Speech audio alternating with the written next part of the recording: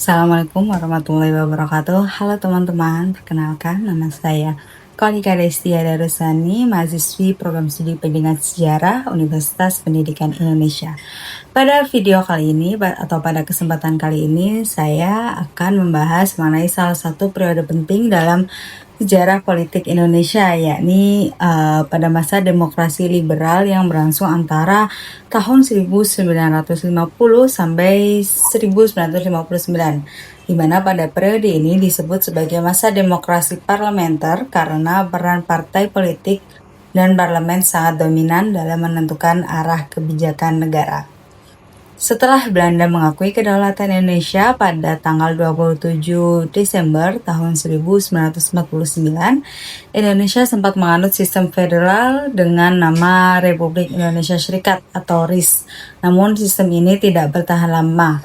Adanya tekanan politik dan kuatnya tuntutan unitarisme membuat Indonesia kembali ke bentuk Negara Kesatuan Republik Indonesia atau NKRI pada tanggal 17 Agustus tahun 1950. Dalam sistem baru ini, Indonesia mengadopsi sistem parlementer, di mana kekuasaan eksekutif dipegang penuh oleh Perdana Menteri dan kabinetnya, sementara Presiden hanya berperan sebagai kepala negara. Kabinet bertanggung jawab langsung kepada Dewan Perwakilan Rakyat atau DPR.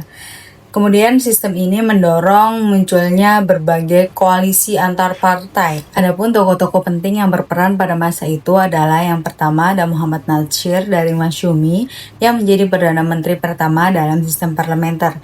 Yang kedua ada Sukiman Wirjosanjoyo dari Masyumi yang menggagas tentang program pembangunan 5 tahun. Dan yang ketiga ada Ali Sastroamidjojo dari PNI yang pernah menjadi Perdana Menteri 2 kali. Kemudian yang terakhir atau yang keempat ada Burhanuddin Harahap dari Masyumi yang memimpin pemilu pertama Indonesia tahun 1955. Pada masa demokrasi liberal tidak bisa dilepaskan dari peran partai politik, di mana partai menjadi pilar utama demokrasi dan ikut serta dalam membentuk arah pemerintahan. Yang pertama ada partai politik dari Masyumi atau Majelis Syuro Muslimin Indonesia, partai Islam modernis yang kuat di luar Jawa. Tokoh pentingnya ada antara lain ada Muhammad Natsir dan Muhammad Rom, namun Masyumi sering bersaing keras dengan PNI.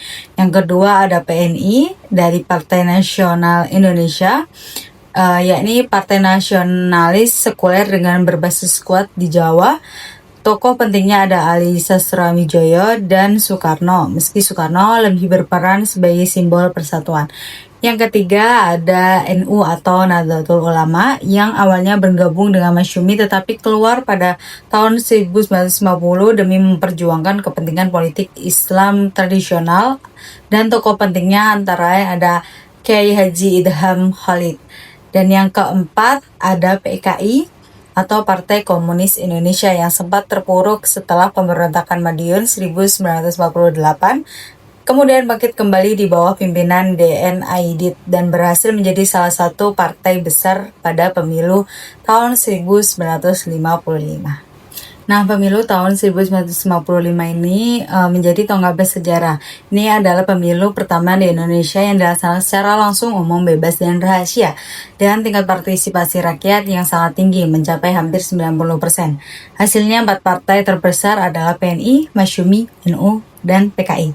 Walaupun tampak demokratis, periode ini juga dipenuhi tantangan.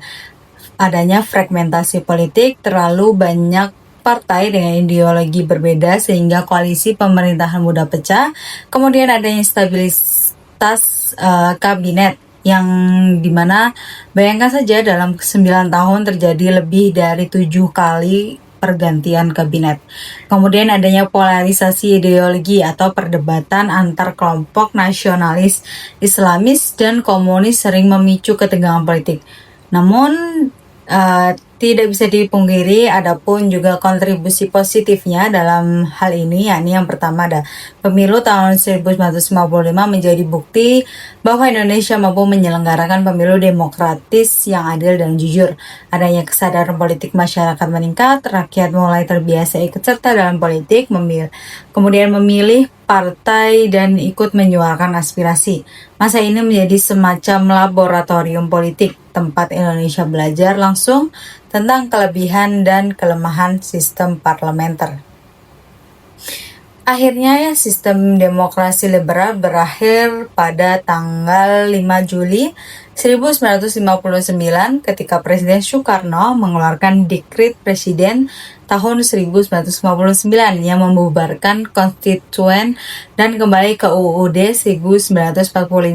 Meski hanya berlangsung kurang dari 1 dekade, periode ini meninggalkan jejak penting, yaitu pengalaman pertama bangsa Indonesia dalam membangun sistem demokrasi modern. Jadi, masa demokrasi liberal bisa dilihat sebagai fase percobaan dengan segala kelebihan dan kekurangannya yang memberi pelajaran berharga bagi bagi perjalanan politik Indonesia hingga sekarang. Itulah pembahasan singkat tentang masa demokrasi liberal di Indonesia.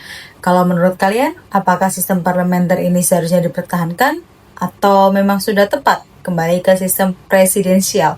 Tulis pendapat kalian di kolom komentar ya. Dah. Happy, happy, happy.